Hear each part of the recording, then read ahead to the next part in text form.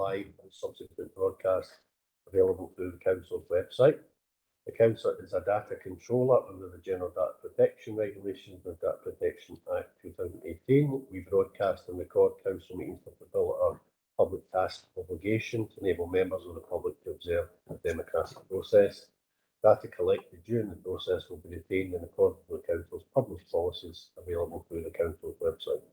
Members of the Council are reminded that they should follow the Council's established meetings protocol, including around the use of the chat facility, and that comments made in the chat facility are visible to all participants in the meeting, which may include members of the public who have also received invites to the meeting.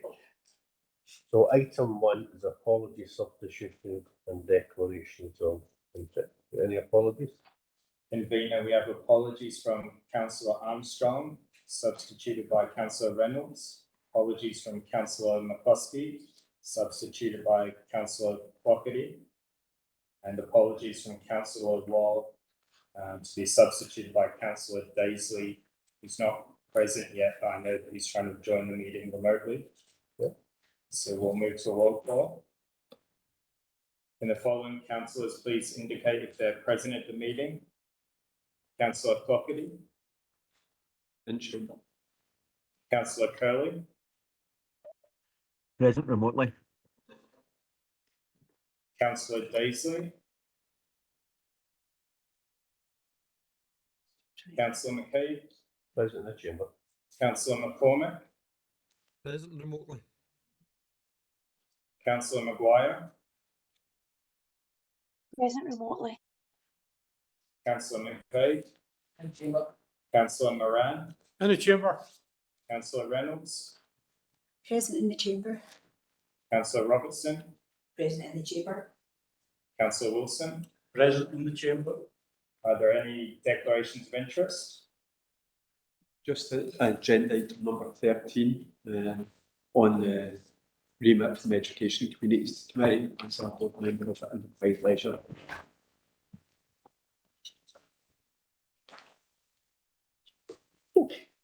Thanks, colleagues. We've got an additional item this afternoon, partly branching out the Community Garden Hub funding gap.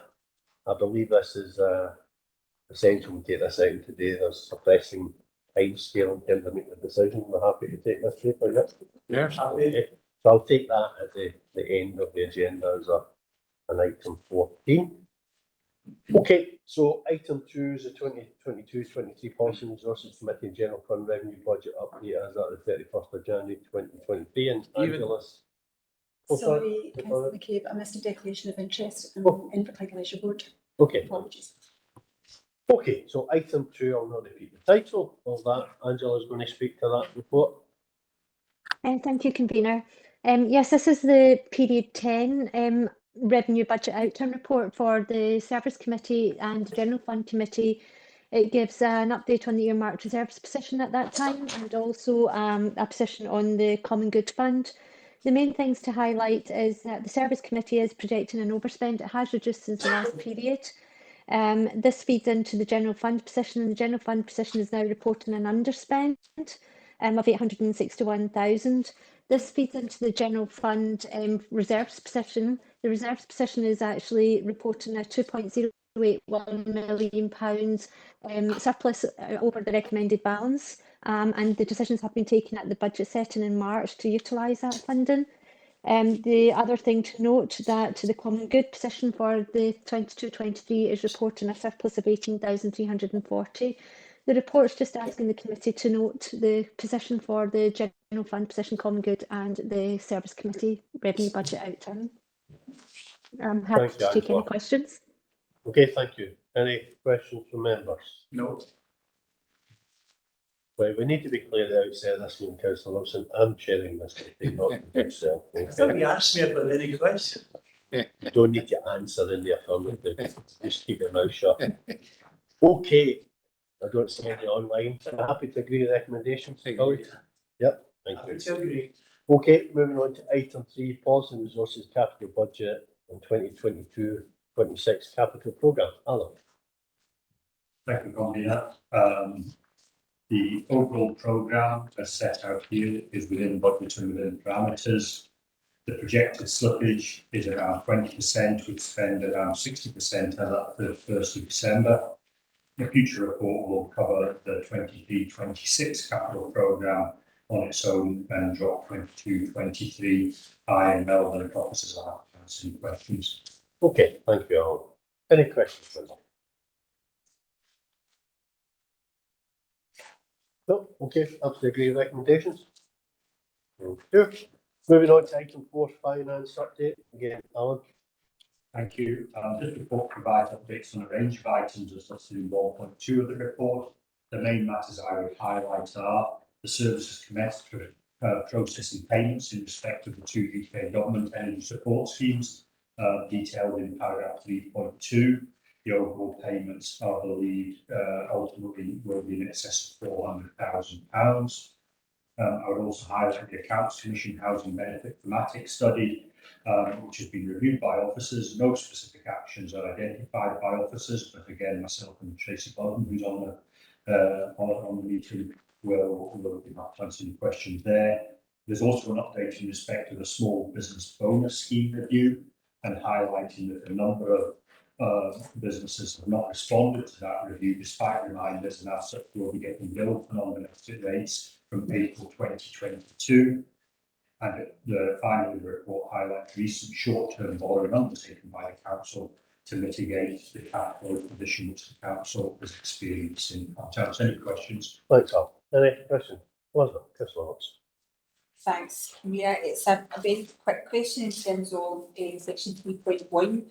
I know that it's a very small number of households identified the benefit cap as noted in that paragraph. And I'm just aware that we sometimes have a bit of a lag in terms of time from when the reports are written and when they're presented to us. So just wondering if there's been any movement on the figure of looking out at 40, because it's people who really do want to make sure our support as much as we can. Alan? Thank you. Tracy sent me an update this morning, but rather than me taking credit for it, Tracy, if you're able to advise the committee. Yes, certainly, through you, convener. At this point, 23 households have applied for the discretionary housing payment. We have 17 who are still yet to apply. 14 of them are tenants of housing associations, and we do have data sharing legislation which allows us to communicate with the housing associations and notify them of those tenants who are yet to apply. So the housing associations have received that information, and they will be approaching their tenants to support them with applications. There are 3 tenants in the private rented sector, and the team are planning to visit those households to support them with an application. We hope to have everything completed by the end of next week. Okay, thanks, Tracy. Elizabeth, you okay with that? It's fantastic news. It's great. It's like the kind of follow up the partnership that we're doing to try and make sure we cover everyone. Thank you. Okay. Jim, Councillor Cobb. Yeah, thanks, David. I just ask on the small business relief, 340 seems quite a lot. So it does, I'm just worried about, you could bring a horse to water, but you can't make it drink. So you've done what you were doing with it, you've sent out the reminders, you've done all that. I'm just wondering if there's anything else at the council we should be doing, and what the implications might be for them. Are you expecting? What is the next stage? If somebody then gets that bill and says, "Oh, we forgot to do this," is that an appeal towards it? Is there something that they can do to reinstate what they're going to be getting? If that makes sense to you, Alan? Alan? So you convener, yeah, I would imagine when bills hit the doorsteps, that's when we will get a lot of responses. There'll be some properties that are genuinely lying empty, because the ones that are not eligible are lying empty. So it maybe speaks to how often premises are visited by the owners of those properties as well. So as always, if somebody can demonstrate that they met the criteria to qualify for the relief, they will get that relief. But if the onus is really on the business and property owner to provide that, and that's where we're sort of struggling in terms of getting responses from the 40. Okay, thanks, Alan. Okay, any other questions, colleagues? Yeah. Tommy? Ik heb wel een paar computer bij.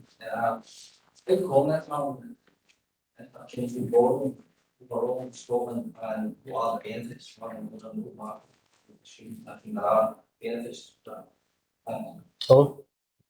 As a council, we haven't borrowed very frequently from other councils, because by and large, we've been in a fairly cash rich position for many years now, evidenced by the size of reserves, etc. And then with COVID funding, there was a lot of money given to councils in advance, which then was dispersed, so that helped. That's all coming to an end now. Money's being clawed back. The council's financial position, as all capital financial positions are, is tightening. So as a result, we were in the position as we come to the end of the financial year with several big payments to come out. That I took the decision we should go to other councils for our funding rather than go to the Public Works Loan Board. If you go to the Public Works Loan Board, the minimum period you can borrow for is 1 year. Interest rates, as we know, are higher than they've been for a while. Indications are, in a year's time, interest rates may be a wee bit lower. So if I can borrow from another council for a month or 2 months to see if the cash flow position calms down, then that gives me the opportunity, hopefully, when I've got to borrow for a year or more, I can borrow at a slightly lower interest rate.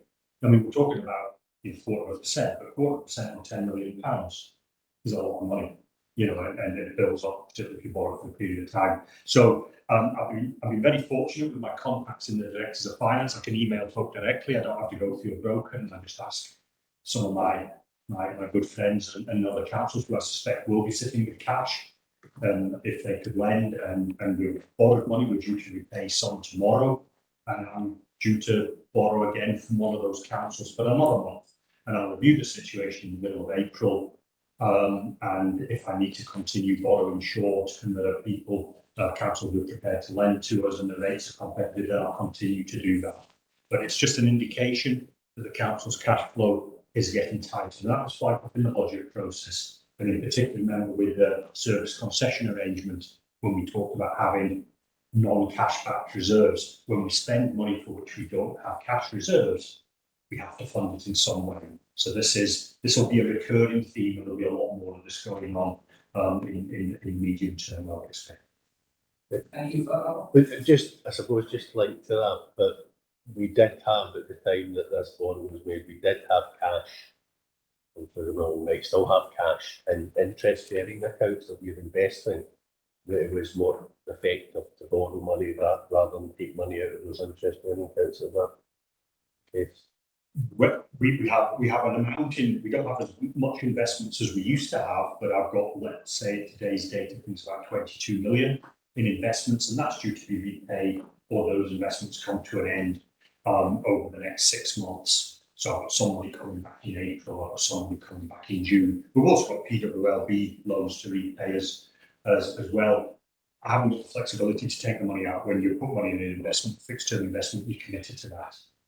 So there will be money that will come back that will help, but we've also got a capital programme to fund. We've got back pay to fund. We've got some fairly chunky projects, city deal projects that there's big payments going out as well. So I just need to, every day I'm getting a cash flow update from the team leader who's involved in Treasury. Between him and I, and Angela was on the call today, we're keeping an eye on that, and we'll report to committees appropriate. So treasury management is more important now than perhaps it has been in the past, but the reality then of the day is we won't run out of money, because we'll be able to borrow money if we need to borrow money. We've got that capacity. Absolutely, convener, and the report later on in the agenda around the treasury management strategy, where it talks about under borrowing, that situation, the amount of under borrowing will change.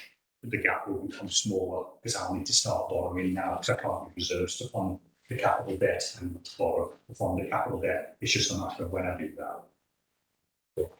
Okay, any other questions, Polly? No, okay, maybe the recommendation. Okay, that takes us on to item 5, corporate policy update, and Mona is going to speak to that. Thank you, convener. Good afternoon. This report provides the committee with an update on several performance and policy matters. Firstly, in relation to equalities, it references the equality impact assessments on the recent budget proposals. It also describes the statutory reporting under the Equality Act, with a link provided to the mainstream report, and members the opportunity at a briefing earlier today to consider that in a bit more detail. It talks about best value in terms of changes in the auditing approach, including integration into the annual audit report and having a thematic focus. The performance update on the corporate services CDAP is provided, and it also provides information on the external review of the HR and OD team, and the procurement exercise in relation to that is being progressed. Happy to take any questions. Thank you. Thank you, Monmouth. Any questions, colleagues?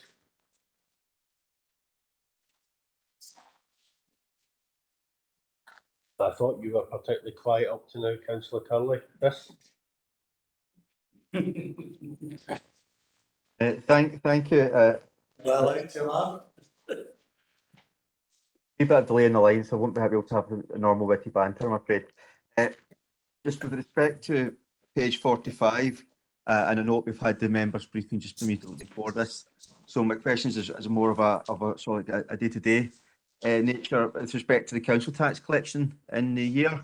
I know we've got a target of 95%, but I know the targets from Q1, Q2 and Q3 are below that target. So I'm just wondering if you'd have commentary from officers on do we believe we're still at target to meet the 95% at the end of the year? Okay, Alan. Thank you, Convener. Yes.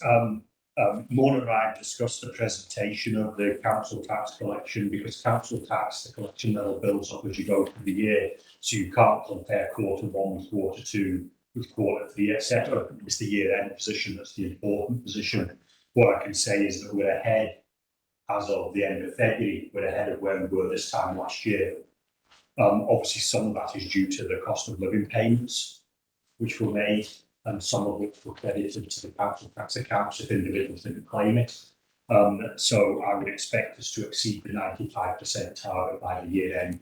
I'm not saying that future years are going to be as relatively straightforward, because I understand the difficulties that many households have in meeting their bills at this point in time. Okay. Okay with that, Chris? Thank you, that's great. Cheers. Okay, any other questions, colleagues? No? Okay, can I agree with the recommendation? That takes us on to item 6, Capital Strategy 2023-2033 and Treasury Management Strategy Statement and Annual Investment Strategy 2023-24 to 2026-27. All title. Alan? Yes, thank you, Convener. And first, can I apologise for Appendix 2 not being issued with the core papers that just came out today, both in soft copy and hard copy. It is headed up with an agenda item 6 against it if elected members are looking for it. It is important that elected members consider this document, because this needs to be remitted to the full council for approval, subject to discussion committee today. The two strategies are reviewed annually and require approval by the full council. In the capital strategy, this provides an update in respect of each of the council's asset management plans, whilst highlighting the estimated 3.6 million annual funding gap between the medium-term basic cyclical maintenance requirements, core assets, building, roads, ICT, etc., and the estimated Scottish Government capital grant, which is scheduled to be fixed until at least 25-26. This is a matter which needs to be addressed by members in future budget rounds, and was obviously part of the consideration of the budget just approved.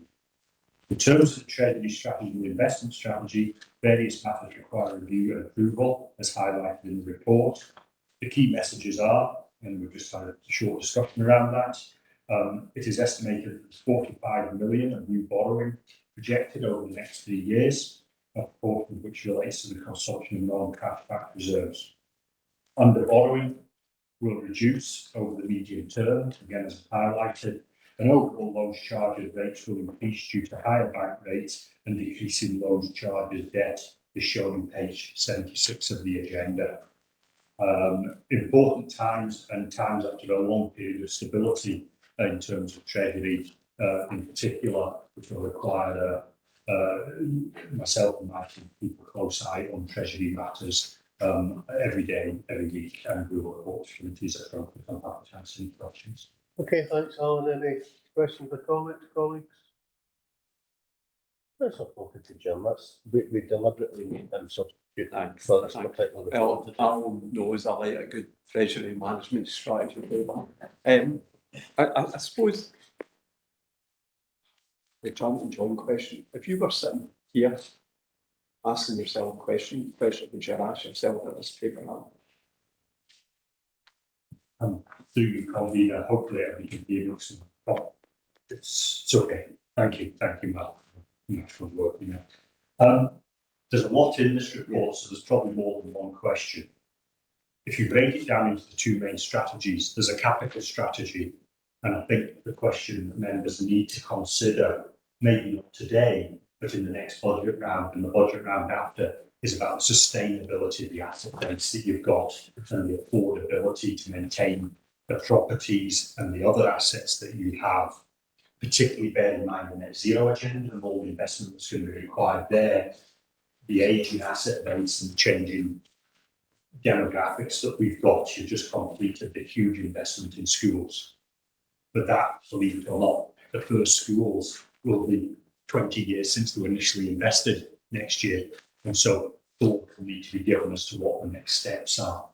The investment in the leisure estate, the investment in your parks and your open spaces and your roads, etc. All these things. So the capital strategy and sustainability of that, and how much extra money elected members are prepared to allocate on the basis that Scottish Government that doesn't change in the medium term.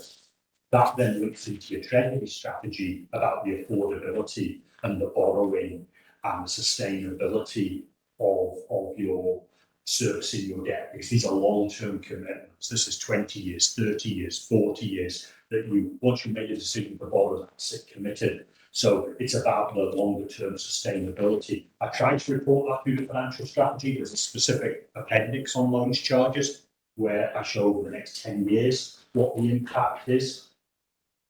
But this goes further than that. This is talking about 20 years. This is talking, in some cases, in one of the I think it's the final couple of pages of the Treasury strategy, it showed the timescale up to 100 years of how your existing debt is going to be written back in your loans charges.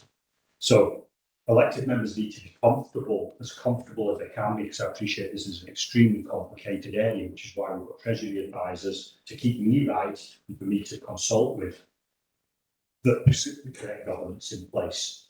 You get these reports, are we covering the right thing? Are risks covered? Does it look, is there anything in here that looks out of kilter? We're talking about changes in investment rates, in interest rates, etc. But at the moment, I think the key thing for members to consider is the sustainability of the capital programme, given the size of your office estate, your leisure estate, your school estate, and your roads infrastructure estate. Yeah, thanks. I'm just thinking that obviously from elected members' time that these are quite dry papers, but it goes to the heart of what the council does and how the council is funded, and that's why they are very, very important. At the last council, we did have a session that was done by independent people, wasn't it, Alan? And they went through our treasury management for us and advised elected members of the types of things they should be asking for. And I'm just wondering, do you think it's time, given the amount of new members we've got here, that we might look to refresh that and get them in again to do? Because I could talk about we've not prudentially borrowed for a while.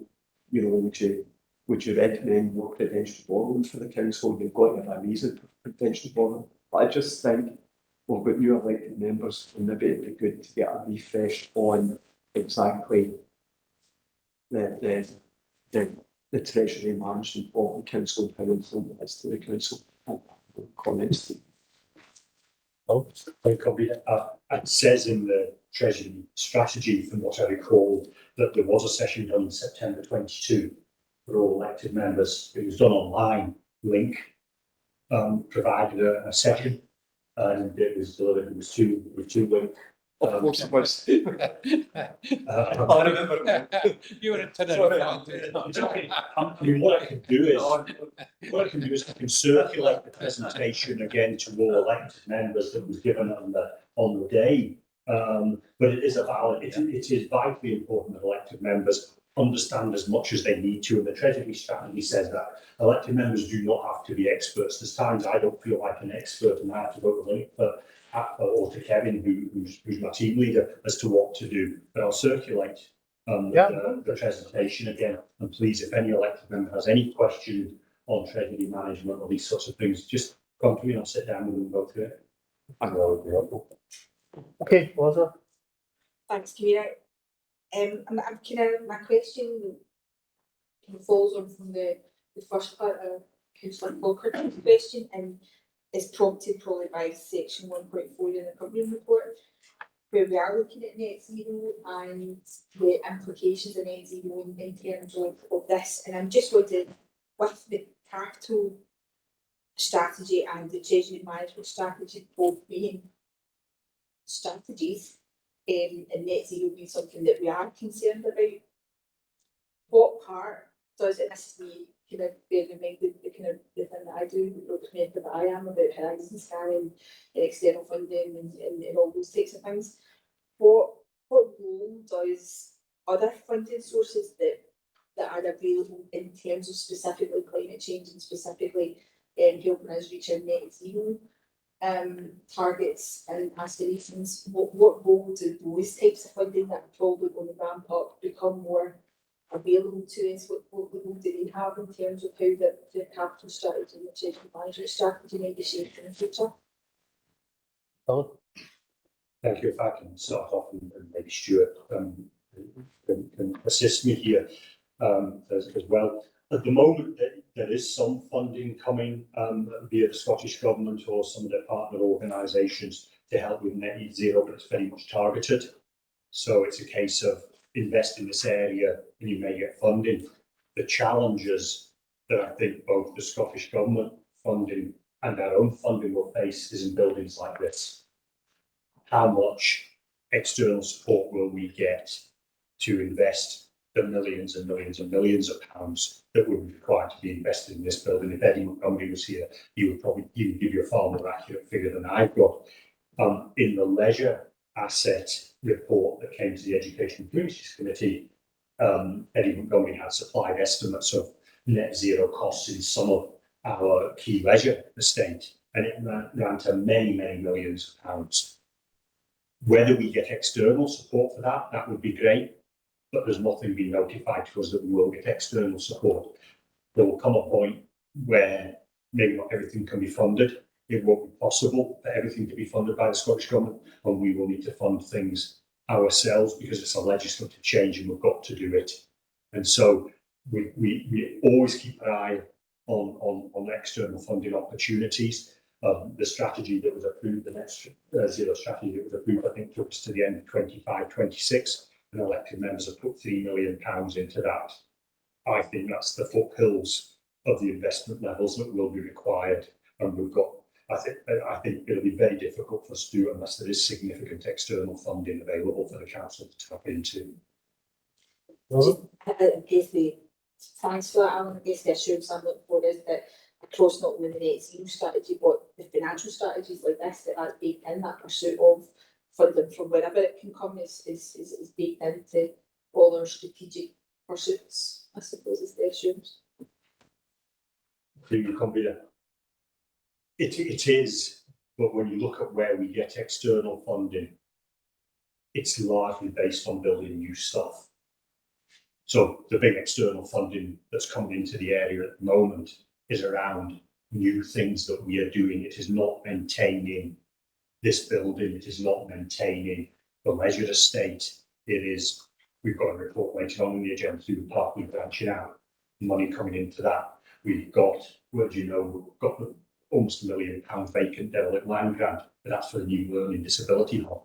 So it's when we're building new things, we've got a chance. If we're building a new school, we've got a chance. But to maintain your existing infrastructure, there's far less support there. And that's the challenge that elected members will need to consider when you're looking at how to fund the maintenance of existing assets rather than building new infrastructure, whether it's electric vehicle infrastructure, anything like that. You don't tend to get grants for maintaining a street or resurfacing a street in Greenock or Port Glasgow, and that's the challenge that we'll have. I think it's the case that net zero adds to the challenges we're already facing. Because only a few weeks ago we were looking at potentially closing key leisure assets. Now that at the time the sense was around the operating costs and trying to make savings. But the reality is you'll need to invest in these leisure assets going forward as well. And we've seen in recent months, we've seen the likes of Falkirk, with a whole list of community assets that are basically saying they can't afford to maintain, please take them off our hands, and St Aberdeen closing swimming pools and closing libraries, etc. as well. So the reality is it's not just the revenue that's under pressure, it's the capital that's under pressure. And I think it's something we're going to have to grapple with as a council sooner rather than later. And it will absolutely have to feed into the next budget process, which I think we have to start working on before the summer, to be perfectly honest. I think we have to start looking at these issues before the summer and get an understanding of the scale of the challenge that we face and what are the options in terms of addressing those challenges. So I don't think it's going to go away unless we see a significant change in the funding regime that we've got at this point in time. Okay, any other comments or questions? No, okay, so we have to. Yes, please. Oh, sorry, Councillor, I didn't see your light on there. You Sorry. got me sitting silent there. No, you just merged in that screen there. I thought you was on the screen now. That doesn't say much in my features. Page 59, 3.5, net zero. Every organisation in the world seems to have a plan for net zero, and a lot of it, when I look at it, is pie in the sky. What I particularly like about these paragraphs here is how realistic they are, that it's not going to be easy to get to net zero. Things like peatland restoration projects, decarbonisation of buildings, they're not going to be easy. This is not going to be easy, and I'm pleased to see that we're identifying there will be difficulties with it. What I would ask is that could we have on an annual basis some sort of measurement each year up to 45, how we are going against a net zero target? Okay, I'll bring Stuart in on that, because obviously we did take the net zero strategy to environment regeneration was it late last year? Stuart?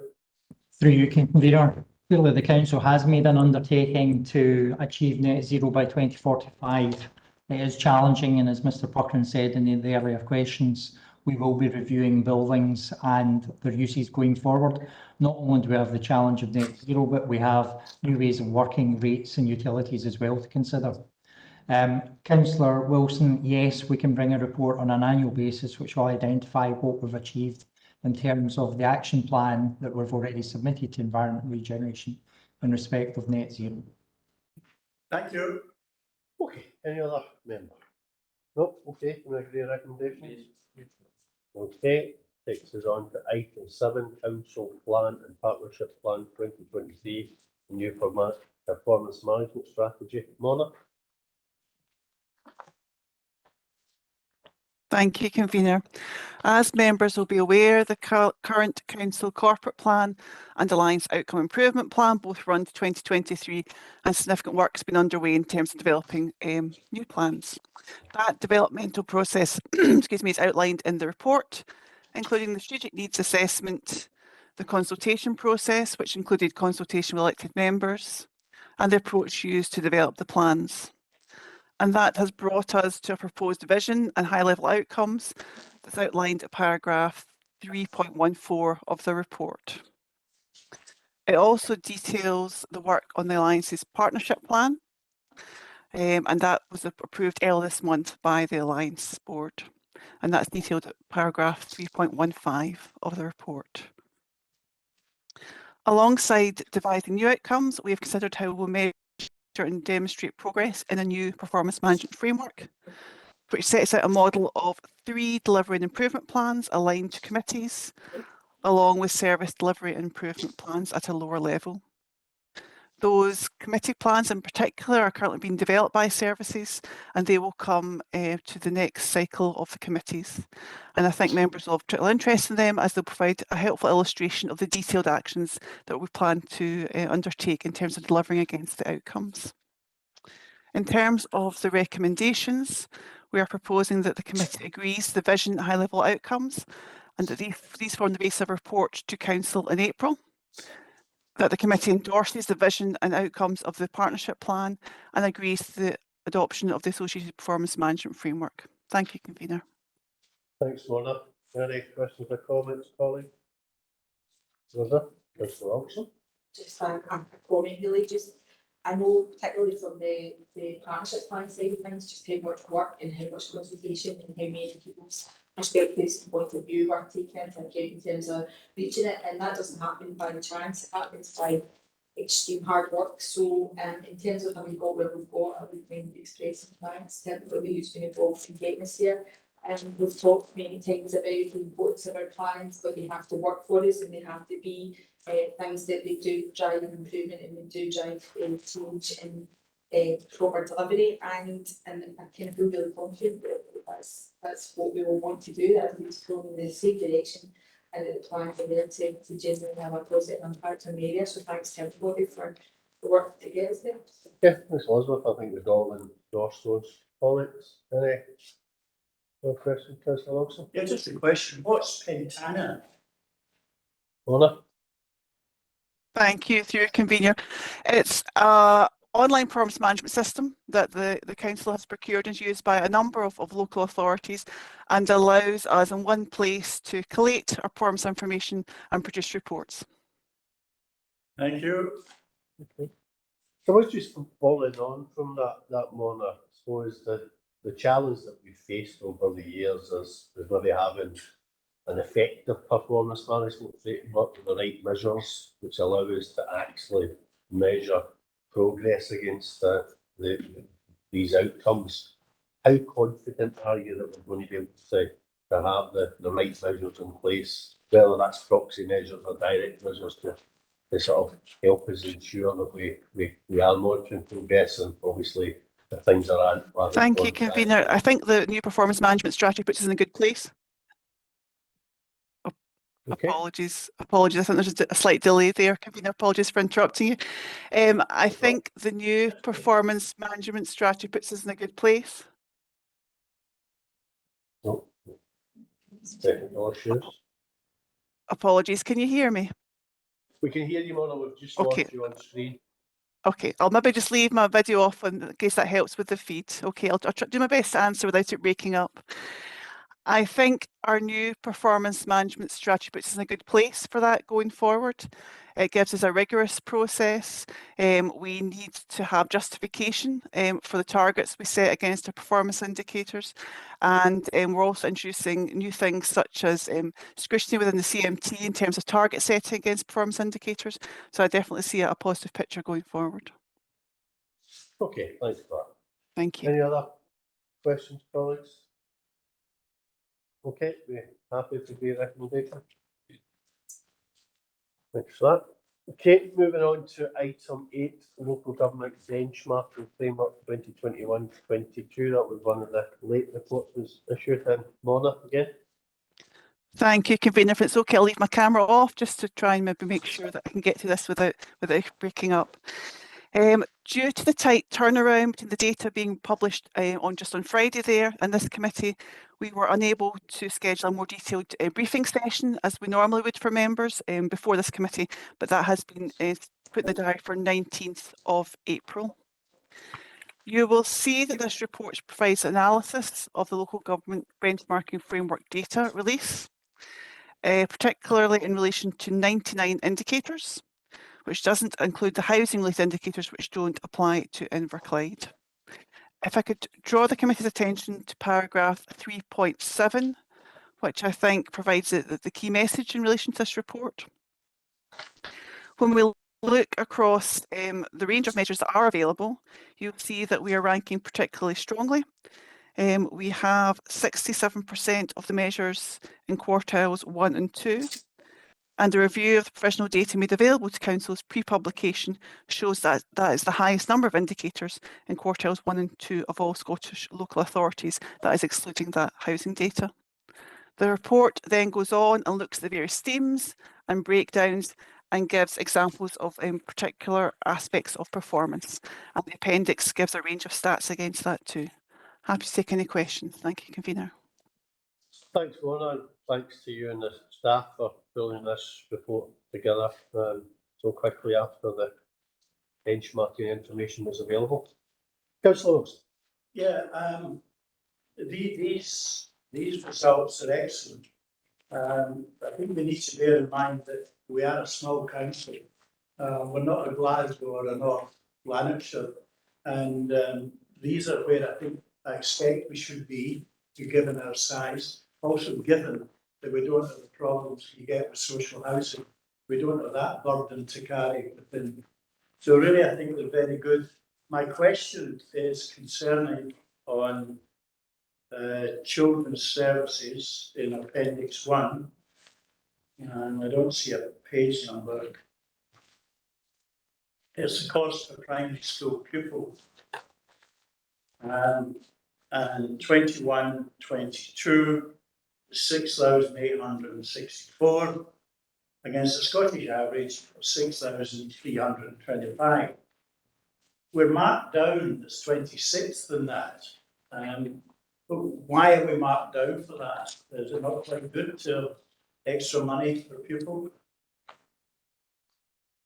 That's the beauty of performance indicator. You can read it the way you want to read it purpose.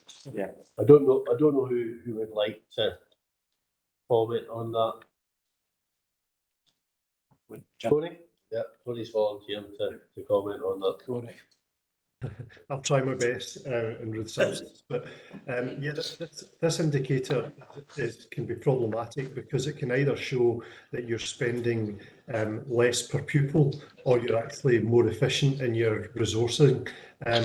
So it's one of these indicators that's quite a difficult one to say whether it is good or it's bad, because depending on how you look at it, because you could be running a fairly efficient education system in terms of teachers, and the cost per pupil will be less than it would be in other authorities that perhaps might be seen as being more, could be wasteful, I suppose. So it's quite a difficult measure to say whether it's good or bad. You happy with that response? I've got an answer. Well, the reality is that if you look at all our measures, cost per pupil, D5 education place, we are up the higher end in terms of that. And I personally don't think that is a bad thing. I think that is us investing in education. And we have over the years tried to protect education as much as we can. But I don't see it as being inefficient, because I think we've got a very, look at school estate, I think we've got a very, very effective and efficient school estate. So I actually see that as a positive, but that's the reality of these performance indicators, as you can read them different ways as well, some of them. Well, I think it's quite good that we're an extra £500 per pupil spent on our primary pupils. I think it's excellent. It's maybe the first time in a long time we've agreed on something like that. Louise just want to come in.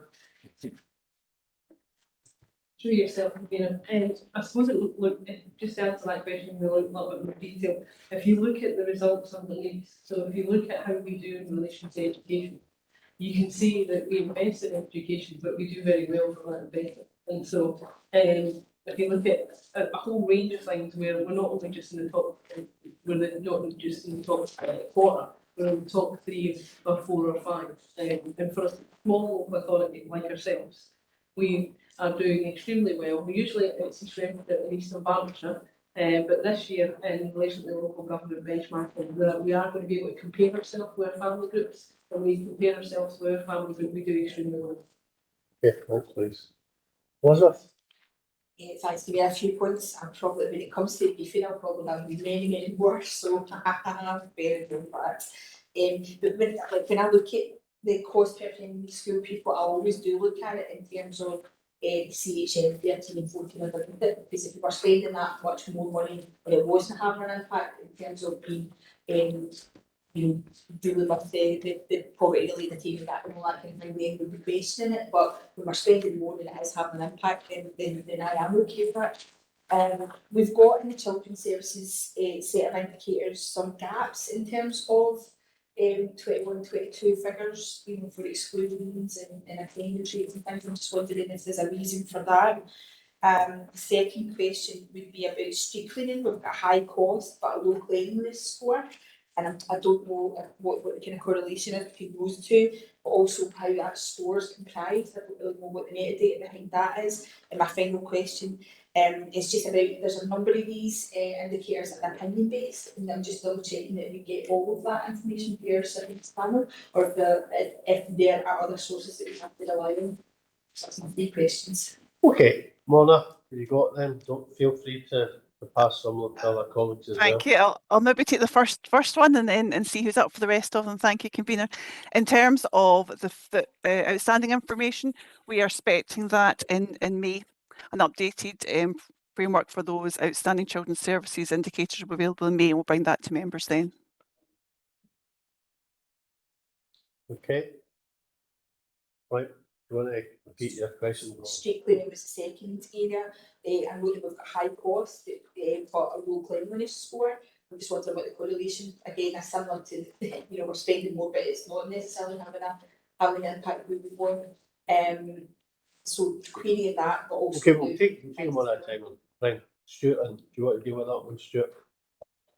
Through you, convener. In terms of the street cleaning costs, we are a small local authority area, so we've got a core cohort of staff with a relatively small population. And in terms of the cleanliness score, if I can answer that one as well, the sampling of the streets is very, very narrow, and it would be nice to say that we are having a positive effect on our street cleanliness. It just comes down to the sample areas that are picked at the particular time.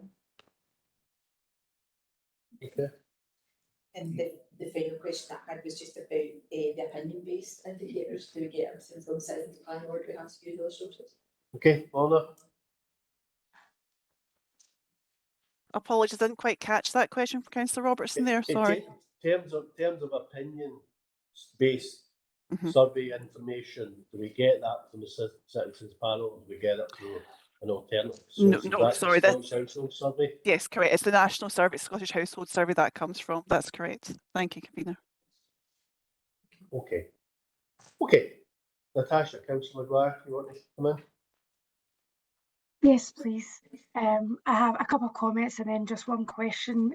So just on my comments, I can see that there's some things that we do. We are much higher as a Scottish average light recycler, and our sports facility costs are much lower per visit compared to other areas of the country. However, I'm looking at things like we have a larger gender pay gap than the Scottish average. Just wondering if we can maybe pinpoint why or where that comes from. And then I looked after children, our attendance is lower than the national average as well. So my 2 questions, one would be around the larger gender pay gap. How are we looking at why that is and how that can be mitigated? My second question is just around the cost of roads per kilometre. It's saying that we spent in 21-22 22,000 on that when the Scottish average was significantly less than that. It was 11,000. So I just wondering if there was any particular reason for that. I could literally do 101 questions on this, but they're the couple that I've just picked out for the meeting today. Okay, we're going to bring Stephen, make that in for the first one on gender pay gap, and then Alan's going to deal with the roads question. Stephen? Thank you, through you, convener. Thank you, Councillor Maguire. Yeah, the gender pay gap one is one that we've been working to reduce over a long number of years. And if you actually look back over the last few years, I suppose the positive message is that this gender pay gap has been reducing year on year. It's something that's not going to be resolved overnight. It's to do with the makeup of the workforce. I think something that doesn't help Inverclyde's position is councils may have outsourced some of their large facilities management, for example, where there's large female-dominated groups of staff that are no longer employed directly by the council. We obviously have large female groups of staff, cleaning, catering staff, which obviously, being at the lower end of the grading structure, affects our pay gap. So it's something that we're obviously working along. There is obviously male-dominated occupations as well, but we are obviously trying to encourage more males into female-dominated occupations and vice versa. And we're working obviously to reduce that gap, and it is going in the right direction. It's just going to take a little bit of time given the makeup of our workforce. And as I said, sometimes we're not comparing apples with apples in terms of comparisons with other councils. I hope that's helpful in terms of a response at this time. Thanks. Okay, thanks, Stephen. Alan, you want to deal with the roads question? Thank you. And yes, I mean, along with all the unit costs of suggesting here members' views on that, which I would concur. You could interpret high costs as being a good thing. You could interpret low costs as being a good thing. And you need to look down at the other statistics that are there, and what we can see is on the road side is that there's been a consistent improvement in the roads infrastructure when you look at the ranking, and that's been due to the ramp investment. And the way that statistic, the unit cost statistic is put together, it takes into account the capital investment as well. And so Inverclyde geographically is a very small area compared to many councils. So understandably, our spend per kilometre is going to be a lot higher than Argyll, Newton, Highland, East Ayrshire, South Lanarkshire, some of the bigger geographical councils as well. But it's because members took a conscious decision to invest in the road estate and continue to do that without moving costs are higher. Okay, thanks, Alan. Okay, any other questions or comments, colleagues? No, I think on the whole it is a very positive report.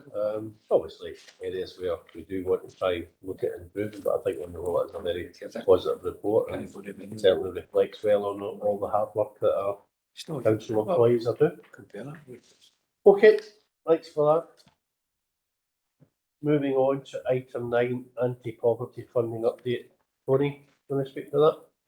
Thank you, convener. Yep, this report updates the committee with the financial position of the anti-poverty recurring budget and the position of the earmarked reserve. Just to say, it's not an evaluation report on the individual projects. That will be brought back to committee later on in the year. So just to recall, the December Council agreed a £600,000 saving from the recurring budget, and also agreed that various education initiatives such as the 1-2 miles transport grant and our enhanced criteria for free school meals should be added to this. This means that the recurring anti-poverty budget now sits at £489,000. The Anti-Poverty Strategic Officers Group is recommending in the report that the committee agrees to the initiatives to be funded from the recurring budget going forward, and they're detailed in Appendix 1 to this report.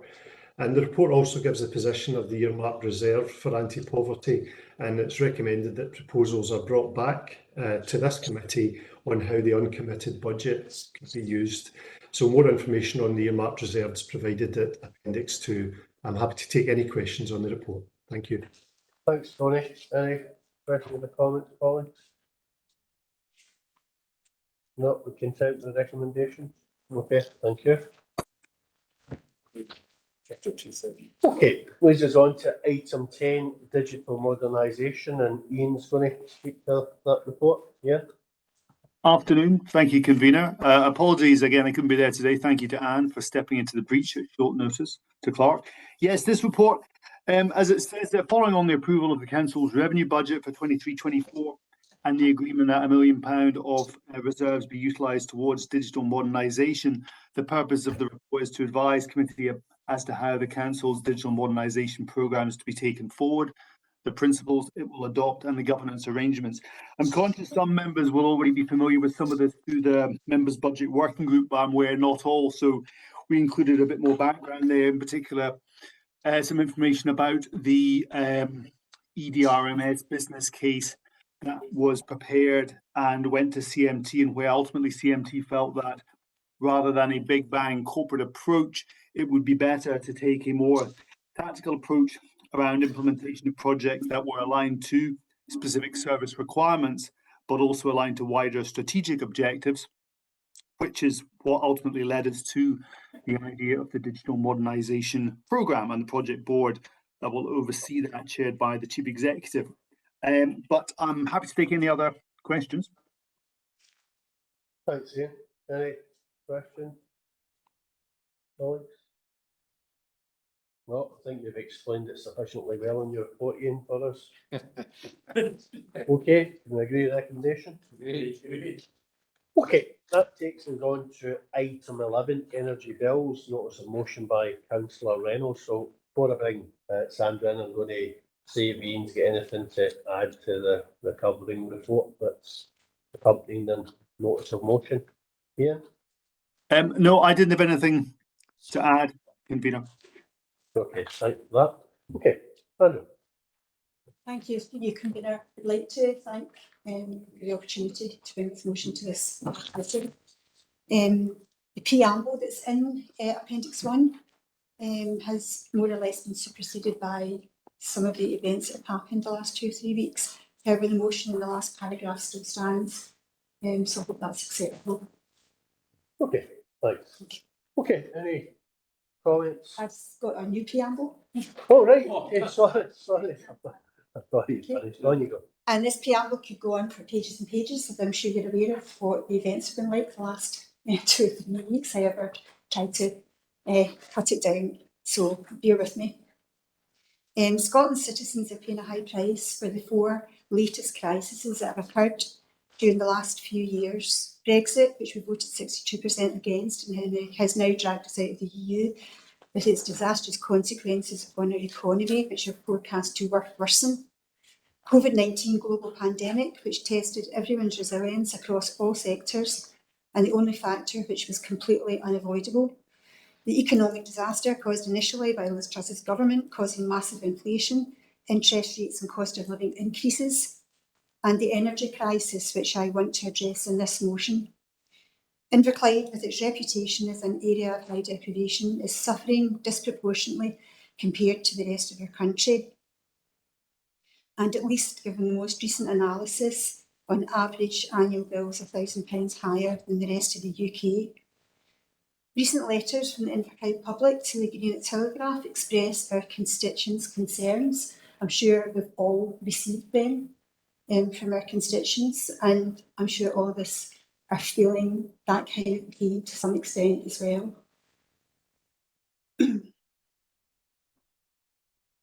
There's also been numerous letters to the Telegraph, programmes on TV, radio phones in, expressing people's concerns as well. And at this point, I'd like to thank Councillor McCluskey for his timely article in the Greenock Telegraph yesterday, which adds to this motion. Also during February, a question was asked during Scottish Questions in Westminster by our MP regarding our high energy costs. Also during February, the BBC's energy programme highlighted the current crisis. I'm sure you've seen them again, just that you've all seen multiple concerns all over the media, as well as into our emails. In recent weeks, we've seen companies in the fuel and energy sector, including British Gas, Shell, Centrica, Elan, National Grid, and then we've seen profits at a time when many families are struggling to make ends meet. Together, these companies in 2022 made a total of almost 64 billion in profit, over £15 billion more than the entire Scottish Government's 21-22 budget. Meanwhile, we have our constituents that have contacted us, examples like a Mrs X on minimum wage job, no ability to change our energy supplier at present, being visited by debt collector because she can't pay her gas bill that is increased by 300%.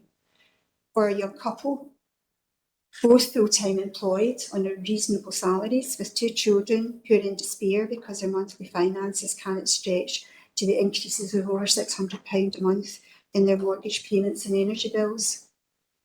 With falling wholesale prices reducing anticipated cost of the energy price guarantee, Energy UK, the trade association for the energy industry, urged the government to use the projected underspend to freeze it at the current level of £2,500. Most aspects of energy policy are reserved to Westminster, and after plans for the energy cap to rise yet again on April the 1st, last week's budget confirmed that the Chancellor will at least freeze the EPG for at least the next 3 months. This is welcome, since an estimated impact assessment by Energy UK, the trade association for the energy industry, estimated the overall cost in Inverclyde would be around 3.5 million between April and June 2023 if EPG rose. This figure has been calculated using local energy consumption figures, typical household energy usage over April to June 22 and estimated EPG unit rates. It is the UK government who have the power to provide substantial support to consumers to help reduce their energy bills or to cap how much households are charged.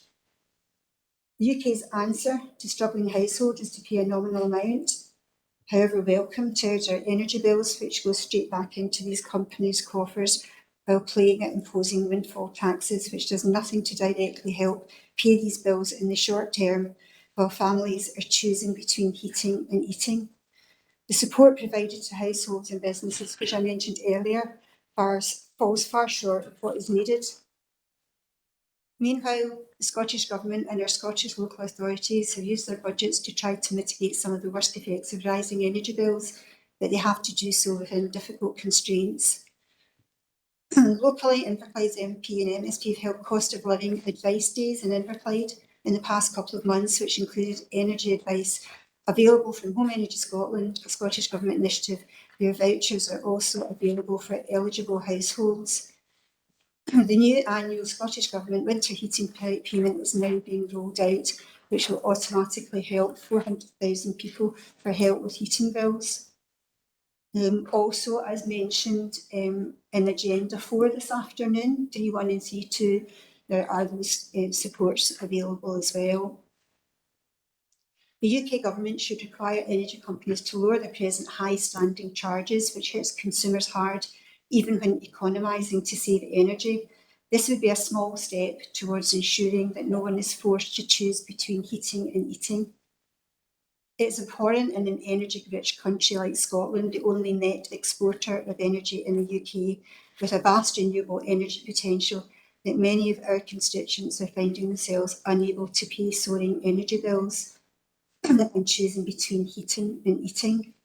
Bigger steps to develop support for families at the budget would have been to save families £1,400 in energy bills by cutting the EPG guarantee to £2,000 and maintaining the £400 energy bill support scheme to the summer. To raise public sector pay and benefits by CPI by putting money into the pockets of millions of workers and delivering Barnett consequentials for Scottish spending. To scrap Conservative plans to rapidly raise the pension age to 68 and reinstate the triple lock so that no one has to struggle in old age. Rejoin the European single market to boost economic growth and halt the multi-billion-pound long-term damage being caused by Brexit. Invest in green growth by competing with EU and US subsidies to attract green investment. Recently, some of the most vulnerable households have been converted to prepayment meters by companies who are making record profits. Ofgem has now stated that this needs to stop, but further action needs to be taken to stop energy companies so quickly sending debt collection companies to the homes of vulnerable people demanding money. It is obscene to increase energy bills to current levels while people across Inverclyde, Scotland and the UK are seeing their household budgets squeezed, and then threaten people with court action if these bills cannot be paid. On an aside, Ofgem's Your Energy Explained and Your Energy Price Explained are a good source of information, and good references are also the Joseph Rowntree Foundation and the Trussell Trust. So the motion at the end still stands. Committee is asked to instruct the convener to write to the Secretary of State for the Department for Energy Security and Net Zero to outline how much of an impact rising energy costs are placing on Inverclyde residents and businesses, and demand that the UK Government uses its power to reduce the prices energy companies are charging their customers and suspend debt collection actions related to energy bills. Thank you. Okay, thanks. Just a point of clarification, Sandra, you did change the motion to be the appropriate officer to write that. I did. The Thank you. convener.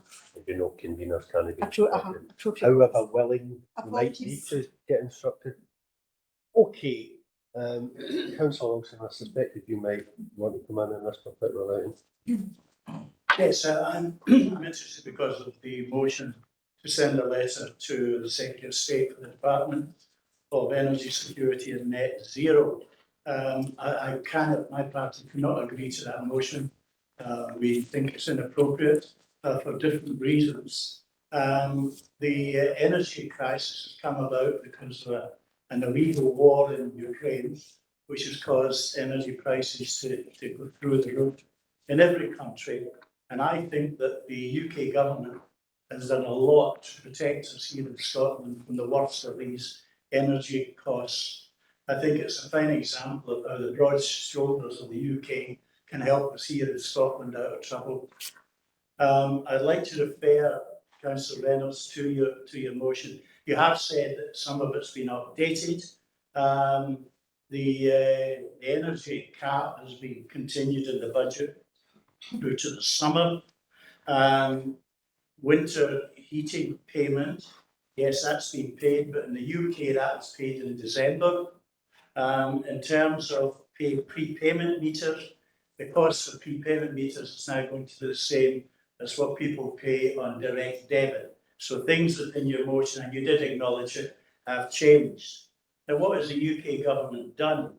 By capping energy bills, that at 2,500, that saved the average household £1,000 a year. That came from the 1st of October. In total, the UK government has had a package, a 37 billion package of support, where there was a £400 grant. Every household paid in 6 instalments from October, and the lowest and the lowest incomes, about a quarter of all UK households, including those in Scotland, will continue to receive £1,200. So I do believe the UK government has acted very responsibly and has done its best to help out during a very difficult situation, but an illegal war not caused by ourselves here, but caused by Russia. So, convener, I thank Councillor Reynolds for her proposition. I have to disagree with the motion, and I cannot support the motion. Thank you, convener. So just to be clear, you're proposing no action on I'm proposing no action. Okay. Okay. Maybe I'll make a few comments on behalf of my group. Firstly, thank you to Sandra for bringing the motion before the committee. It's obviously an important issue that does affect all of our community. And I suppose, despite the fact that we might not necessarily share all the analysis in the original motion, or indeed the subsequent preamble you gave there, I suppose we support the spirit behind the motion. But I mean, I think probably within the actual motion itself, the key thing missing for us is really about a proper windfall tax. You did refer in your remarks, Sandra, about I suppose the UK government playing at windfall taxes, and I think our view, our party's view certainly is that there should be a proper windfall tax on the excess profits of the energy producers, not necessarily the suppliers, and that would help fund an ongoing package of support for households and businesses. So we are happy to support a letter of some sorts, not necessarily directly, I suppose specifically around what's in the motion. But our probably case is that it would be useful to actually put more information in the letter, right? And I think you did refer to Councillor McCluskey's article on the Telegraph yesterday, which is obviously drawing on the 38 Degrees survey, which highlighted 44% of Inverclyde households are unable to pay for their heating use. I think it would be good to draw on that survey, good to draw on some of the other sources that you've quoted as well. I think it would be useful if officers are throwing together a letter that we see what information specifically can maybe get on local businesses as well. in terms of that, and obviously the Stuart's team potentially could have access to some information on how businesses are coping with the current energy cost crisis. And I think we believe that, as I said earlier, that subsidising energy costs through the windfall tax is something that we should be putting to the government. We would support a request for a suspension of debt collection activity against those who can't afford to pay for their energy bills, and that would include a moratorium on disconnections and, of course, installation of the payment meters. Accepting Councillor Wilson is obviously not going to support a letter going. I don't know, Councillor McVeigh might have a view as well, but I think the best way to maybe handle this, if we can get the committee's agreement to send a letter, is that we ask the officer to draft a letter and consult with the convener, the vice convener, Elizabeth, yourself as the leader of the largest non-administration group, and obviously in consultation with Sandra. And we can have a sign off of that letter and try and make it obviously as informative and specific as we can. So I would suggest that as the way forward. I don't know how yourself would feel on that, Sandra. I mean, want to come in as well. If you're yourself, convener, I'm happy for that. Anything that adds more information or weight to it, then I'm happy to go ahead with your suggestion. Okay. Elizabeth, I just wanted to come in on a couple of points, just in terms of Councillor Wilson's points. We are paying 30% higher energy costs than the Netherlands and Germany. That's just two examples. You know, it's something that is affecting the world, and Councillor Reynolds has brought out there are points that are coming to bear on this, like Brexit and the governmental decisions of last summer. I can't say I'm not an economist. I have no expertise in this area to say whether I know or the extent to which Ukraine has had an impact on this, but it certainly isn't affecting all countries equally, and it does seem to be affecting our country in a higher way. And just to come back on something that you said yourself, convener, in terms of windfall tax, I think a windfall tax is a valid and very, very valid measure to tackle this, but it would be good if, in addition to having a windfall tax, there was a proper system on a routine day-by-day basis in terms of how the energy companies are treated, and I don't think it works at the moment. Okay. Polly. Thank you, convener. I think certainly I agree with principles. So I'm just voting, and I'm probably happy to look at what comes forward and support. But I think in general, I think 2017, Scottish Government, they committed to set up their own state-owned energy company.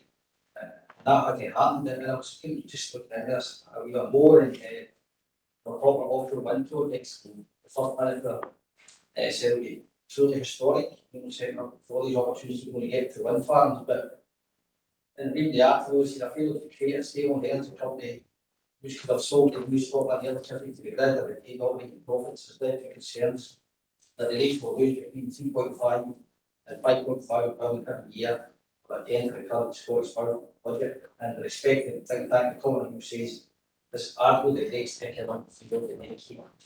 So when the wind farm starts going on now, Scotland's getting a £700 million benefit from the sale of leases, that will generate maybe £50 to £90 million a year in rent, which is a 95% of profits. So happy to support the motion in principle, but I think perhaps our own house order sometimes rather than go back to Westminster, because if we had that company set up, we could maybe be in a far better position to do all the things that Councillor Reynolds would ask us to do.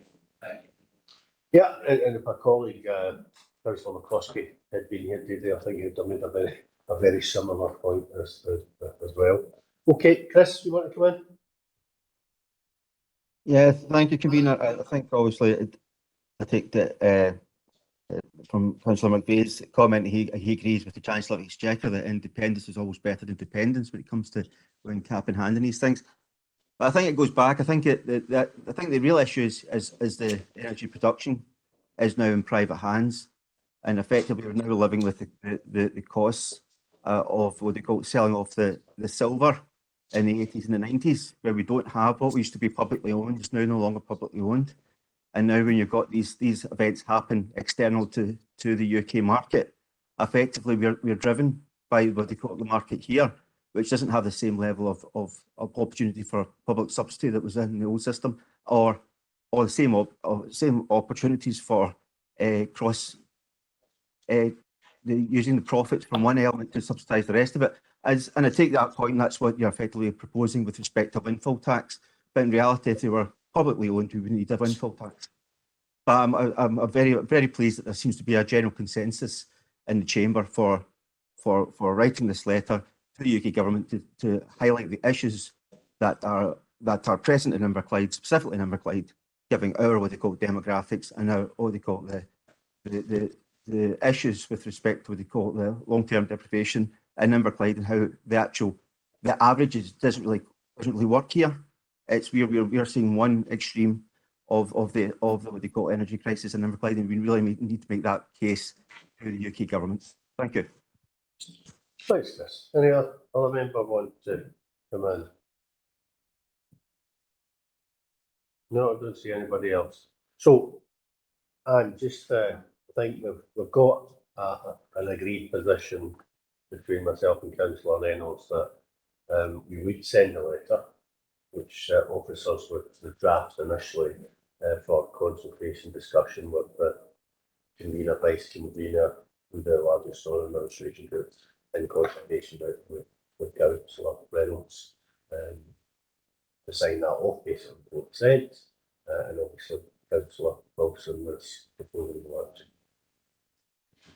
Yeah. Just one point, convener. That letter would identify the groups that have agreed to it. No, the letter would be on behalf of the council. It would come from the appropriate officer, which I would suggest is the chief executive. So it would come from the council. If we go to a vote and you lose the vote, things fairly likely. Obviously, you can disassociate yourself from that letter, but it would be that behalf of the council. I do dissociate myself. Well, wait the outcome of the vote first. Thank you, convener. So I have a Councillor Reynolds' motion as amended by Councillor McCabe's suggestions that a letter is sent on behalf of the council, as opposed to Councillor Wilson's amendment that no such letter is sent. And I'll ask each member whether they support the motion or the amendment. Councillor Clougherty. Motion. Councillor Hurley. Motion. Councillor Daisley. Motion. Councillor McCabe. Motion. Councillor McCormick. Motion. Councillor Maguire. Motion. Councillor McDahey. Motion. Councillor Moran. Motion. Councillor Robertson. Motion. Councillor Wilson. Amendment. The motion is carried. I see what you mean. Councillor Ennis. Motion. That was a close one. I guess that was a defeat. That was a close one. No, let it feel council, you're on your own at this particular. Okay, thanks for that, colleagues. Moving on to item 12, Inverclyde Council Criminal Finances Act 2017 policy remit from the Audit Committee. Ian, I think you want to speak for that. Yep, thank you, convener. Yes, members, the remit from the Audit Committee, as the convener said there, driven by the need for the council to have in place adequate prevention procedures in relation to tax evasion offences under the Criminal Finances Act 2017. The policy will help our compliance with the Act and help protect the council and staff. As requested by the Audit Committee, we put a bit more information around some sort of potential practical examples in there at 3.8. But I'm happy to take any questions members might have. Okay, thanks, Ian. Any questions or comments, colleague? Councillor Wilson, you were unconvinced. Yeah, thank you very much, convener, and thank you, Mr. Strachan. With regards to 3.8, I disagreed with this at audit committee. I felt that it was rather bureaucratic and unnecessary. Mr Puckrin and Mr Strachan disagreed with me and said that they would amend the paper. Could you tell me, Mr Strachan, what's the significance of 3.8, please? Thank you, through you, convener. So the significance, if you like, was to give some examples, I suppose, about practical instances where council officers might come across such a situation where something potentially might seem acceptable on the face of it, but in fact there might well be concerns related to potential tax evasion. And I suppose one of the things that will come through, subject to committee's decision today around training, is sort of red flags, if you like, to help council officers have a suitable awareness of where there are risk areas. But I guess what we took away from the audit committee was it might help members to get some practical examples, if you like, as to how this might apply in practice and where there might be instances where the council might unwittingly be at risk of facilitating tax evasion. Thank you, Mr Strachan. Convener, I will not be opposing this motion. Okay, that's important to know, because you didn't actually oppose it at the audit committee either. So it was a unanimous remit. You did express scepticism, and it was. Thank you for clarifying. It was agreed that there would be a bit more information in terms of potential cases that might fall under this policy. I think that additional information has helped sort of improve members' understanding. Okay, so now that Councillor Wilson's happy, are we all happy yet? Ready? Yeah, thanks. Right, that takes us on to item 13, which is the remit from the Education Committee to fund early release funds in order to source funding for the provision of free swimming for under 16. Thank you, convener. The purpose of the report coming to Costs and Resources Committee is simply to get agreement to funding the early release cost that is proposed, and thereafter we're remitting the £35,000 of the salary saved back to the Education and Communities Committee to fund the policy. Happy to take any questions. Okay, any questions? No, great. Okay, that takes us on to our additional item 14, Partly Branching Out Committee Garden Hub funding gap. And I think Tony's going to speak to that. Thank you, convener.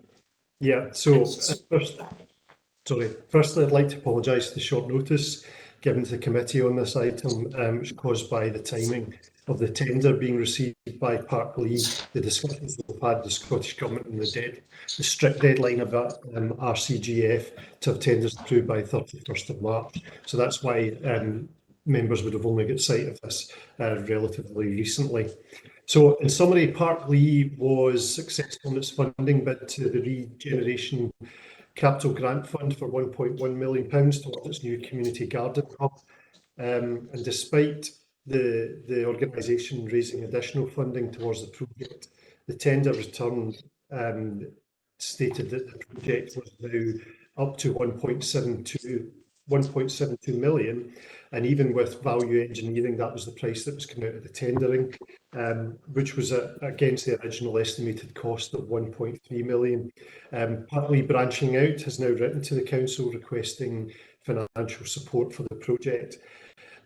Officers met with the Scottish Government last week to discuss the funding gap for the project, and as a result of the meeting and in recognition of the impact of the project, they agreed to fund 50% of the funding gap, providing the council provided the other 50%. So therefore, this report is requesting the committee agrees to fund up to £250,000 towards the project to be funded from reserves as set out 5.2 of the report. Happy to take any questions. Okay, thanks, Tony. I think Parkleigh is a very, very important organisational community supporting, obviously, residents with a range of learning disabilities and do a fantastic job. And I think this new facility will only enhance what they're able to do in our community. So I certainly think it's absolutely worth supporting. Councillor Wilson. I think this is a very good use of our money. Okay, Elizabeth. I also think it's a very good use of our money, convener. However, it's a principal question, if that's okay. And it's about timescales of procurement. Has the timescale of any kind of procurement exercise, are we not going to come up against it again and again, that because costs are rising, because the length of time between the tender process starting and then being agreed, that the costs actually go up in the interim period? Is this not a kind of issue with the area of procurement? Okay. Alan, you want to comment on that? Thank you. I think this is probably more relevant to the Regeneration Capital Grant Fund, where the timescale between the announcement of the award and the strict deadline, as Tony has indicated, of the 31st of March for the legal commitment to be entered into, always makes this a challenge. I've seen several projects where we've gone into the late 20s, even early 30s of March to get that legal commitment over the line. And that's why Tony and I wanted to meet with Scottish Government officials to see if there was any leeway in there. But to be fair to them, they've got to stick to the rules that they've got. Clearly, when a business case is pulled together, and this business case is pulled together by Parkby branching out, we are only there as the sponsoring service. We are our council, sponsoring body.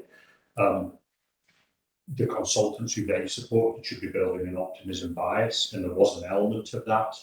But the reason that this has taken longer is that the pre-tender costs were above the budget, so there was a further delay whilst the scheme was stripped back initially. And then when they went out for the stripped back proposal, it came back again higher. So all that was built in delay. Yes, it is a risk at this point in time. It's why our own capital programme is slipping, because costs are going up.